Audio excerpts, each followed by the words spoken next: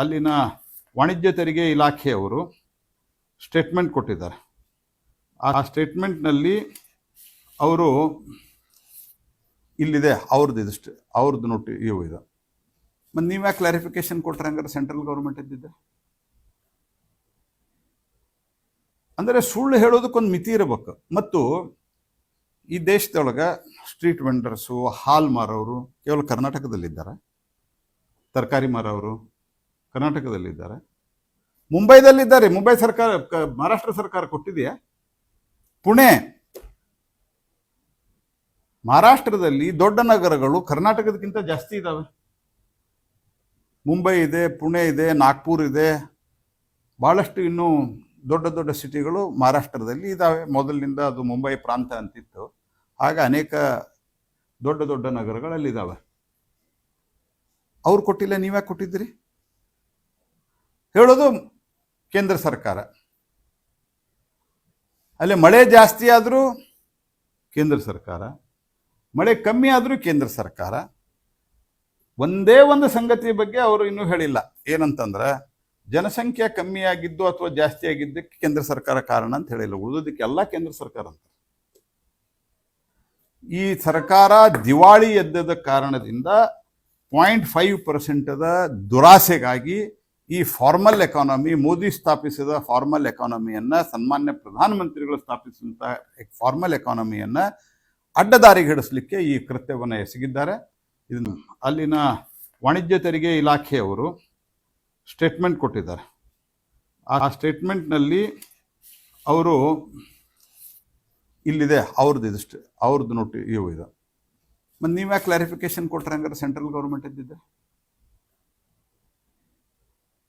ಅಂದರೆ ಸುಳ್ಳು ಹೇಳೋದಕ್ಕೊಂದು ಮಿತಿ ಇರಬೇಕು. ಮತ್ತು ಈ ದೇಶದೊಳಗೆ ಸ್ಟ್ರೀಟ್ ವೆಂಡರ್ಸು, ಹಾಲ್ ಮಾರೋರು ಕೇವಲ ಕರ್ನಾಟಕದಲ್ಲಿದ್ದಾರೆ. ತರಕಾರಿ ಮಾರೋರು ಕರ್ನಾಟಕದಲ್ಲಿದ್ದಾರೆ. ಮುಂಬೈದಲ್ಲಿದ್ದಾರೆ. ಮುಂಬೈ ಸರ್ಕಾರ, ಮಹಾರಾಷ್ಟ್ರ ಸರ್ಕಾರ ಕೊಟ್ಟಿದೆಯಾ? ಪುಣೆ, ಮಹಾರಾಷ್ಟ್ರದಲ್ಲಿ ದೊಡ್ಡ ನಗರಗಳು ಕರ್ನಾಟಕದಕ್ಕಿಂತ ಜಾಸ್ತಿ ಇದ್ದಾವೆ. ಮುಂಬೈ ಇದೆ, ಪುಣೆ ಇದೆ, ನಾಗ್ಪುರ್ ಇದೆ, ಭಾಳಷ್ಟು ಇನ್ನೂ ದೊಡ್ಡ ದೊಡ್ಡ ಸಿಟಿಗಳು ಮಹಾರಾಷ್ಟ್ರದಲ್ಲಿ ಇದ್ದಾವೆ. ಮೊದಲಿನಿಂದ ಅದು ಮುಂಬೈ ಪ್ರಾಂತ ಅಂತಿತ್ತು. ಆಗ ಅನೇಕ ದೊಡ್ಡ ದೊಡ್ಡ ನಗರಗಳಲ್ಲಿದ್ದಾವೆ. ಅವ್ರು ಕೊಟ್ಟಿಲ್ಲ, ನೀವ್ಯಾಕೆ ಕೊಟ್ಟಿದ್ದೀರಿ? ಹೇಳೋದು ಕೇಂದ್ರ ಸರ್ಕಾರ. ಅಲ್ಲಿ ಮಳೆ ಜಾಸ್ತಿ ಆದರೂ ಕೇಂದ್ರ ಸರ್ಕಾರ, ಮಳೆ ಕಮ್ಮಿ ಆದರೂ ಕೇಂದ್ರ ಸರ್ಕಾರ. ಒಂದೇ ಒಂದು ಸಂಗತಿಯ ಬಗ್ಗೆ ಅವರು ಇನ್ನೂ ಹೇಳಿಲ್ಲ. ಏನಂತಂದ್ರೆ ಜನಸಂಖ್ಯೆ ಕಮ್ಮಿಯಾಗಿದ್ದು ಅಥವಾ ಜಾಸ್ತಿ ಆಗಿದ್ದಕ್ಕೆ ಕೇಂದ್ರ ಸರ್ಕಾರ ಕಾರಣ ಅಂತ ಹೇಳಿಲ್ಲ. ಉಳಿದೋದಕ್ಕೆ ಎಲ್ಲ ಕೇಂದ್ರ ಸರ್ಕಾರ ಅಂತ. ಈ ಸರ್ಕಾರ ದಿವಾಳಿ ಎದ್ದದ ಕಾರಣದಿಂದ 0.5% ದುರಾಸೆಗಾಗಿ ಈ ಫಾರ್ಮಲ್ ಎಕಾನಮಿ, ಮೋದಿ ಸ್ಥಾಪಿಸಿದ ಫಾರ್ಮಲ್ ಎಕಾನಮಿಯನ್ನು, ಸನ್ಮಾನ್ಯ ಪ್ರಧಾನಮಂತ್ರಿಗಳು ಸ್ಥಾಪಿಸಿದಂತಹ ಫಾರ್ಮಲ್ ಎಕಾನಮಿಯನ್ನು ಅಡ್ಡದಾರಿಗೆ ಹಿಡಿಸಲಿಕ್ಕೆ ಈ ಕೃತ್ಯವನ್ನು ಎಸಗಿದ್ದಾರೆ. ಇದನ್ನು ಅಲ್ಲಿನ ವಾಣಿಜ್ಯ ತೆರಿಗೆ ಇಲಾಖೆಯವರು ಸ್ಟೇಟ್ಮೆಂಟ್ ಕೊಟ್ಟಿದ್ದಾರೆ.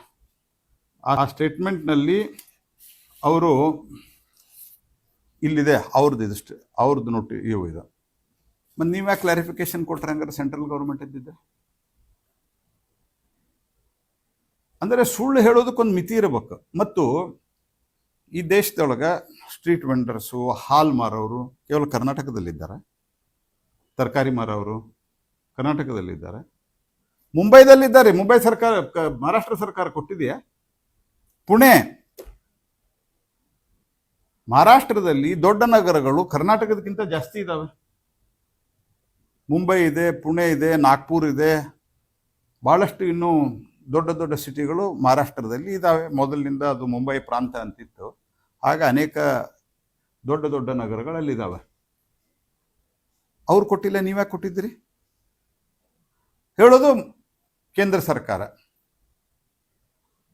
ಅಲ್ಲಿ ಮಳೆ ಜಾಸ್ತಿ ಆದರೂ ಕೇಂದ್ರ ಸರ್ಕಾರ, ಮಳೆ ಕಮ್ಮಿ ಆದರೂ ಕೇಂದ್ರ ಸರ್ಕಾರ. ಒಂದೇ ಒಂದು ಸಂಗತಿಯ ಬಗ್ಗೆ ಅವರು ಇನ್ನೂ ಹೇಳಿಲ್ಲ. ಏನಂತಂದ್ರೆ ಜನಸಂಖ್ಯೆ ಕಮ್ಮಿಯಾಗಿದ್ದು ಅಥವಾ ಜಾಸ್ತಿ ಆಗಿದ್ದಕ್ಕೆ ಕೇಂದ್ರ ಸರ್ಕಾರ ಕಾರಣ ಅಂತ ಹೇಳಿಲ್ಲ. ಉಳಿದೋದಕ್ಕೆ ಎಲ್ಲ ಕೇಂದ್ರ ಸರ್ಕಾರ ಅಂತ. ಈ ಸರ್ಕಾರ ದಿವಾಳಿ ಎದ್ದದ ಕಾರಣದಿಂದ 0.5% ದುರಾಸೆಗಾಗಿ ಈ ಫಾರ್ಮಲ್ ಎಕಾನಮಿ, ಮೋದಿ ಸ್ಥಾಪಿಸಿದ ಫಾರ್ಮಲ್ ಎಕಾನಮಿಯನ್ನು, ಸನ್ಮಾನ್ಯ ಪ್ರಧಾನಮಂತ್ರಿಗಳು ಸ್ಥಾಪಿಸಿದಂಥ ಫಾರ್ಮಲ್ ಎಕಾನಮಿಯನ್ನು ಅಡ್ಡದಾರಿಗೆ ಹಿಡಿಸಲಿಕ್ಕೆ ಈ ಕೃತ್ಯವನ್ನು ಎಸಗಿದ್ದಾರೆ. ಹೆಚ್ಚಿನ ವಿಡಿಯೋಗಳಿಗೆ ಪ್ರತಿಧ್ವನಿ ಯೂಟ್ಯೂಬ್ ಚಾನೆಲ್ ಸಬ್ಸ್ಕ್ರೈಬ್ ಮಾಡಿ, ಬೆಲ್ ಐಕಾನ್ ಕ್ಲಿಕ್ ಮಾಡಿ.